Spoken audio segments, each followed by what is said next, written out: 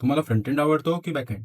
Web development शिकताना हा प्रश्न नक्कीच विचारला जातो. तर आज आपण यांच्यामधला फरक एका सिंपल एक्झाम्पल सोबत समजून घेऊया. फ्रंट एंड म्हणजे तो पार्ट जो युजरला व्हिजिबल असतो आणि ज्यासोबत युजर डायरेक्ट इंटरॅक्शन करतो, जसे डिझाईन, फॉर्म्स, बटन्स, लेआउट्स आणि अॅनिमेशन. म्हणजे वेबसाईटचा कम्प्लीट लुक आणि फील फ्रंट एंड हँडल करतो.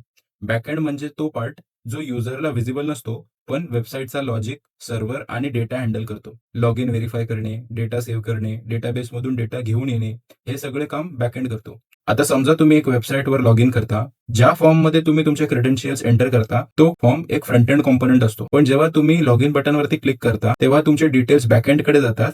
तिथे तुमचे क्रेडेन्शियल्स व्हेरीफाय होतात आणि लॉग इन सक्सेसफुल असेल तर तुमचा सेशन एनेबल होतो. ही प्रोसेस बॅकएंड हँडल करतो. म्हणून फ्रंट एंड म्हणजे व्हिजिबल पार्ट आणि बॅकएंड म्हणजे वर्किंग पार्ट. हे दोन्ही पार्ट्स मिळून एक कम्प्लीट वेबसाईट तयार करतात. तर तुम्हाला कुठला पार्ट जास्त इंटरेस्टिंग वाटला, फ्रंट एंड की बॅकएंड?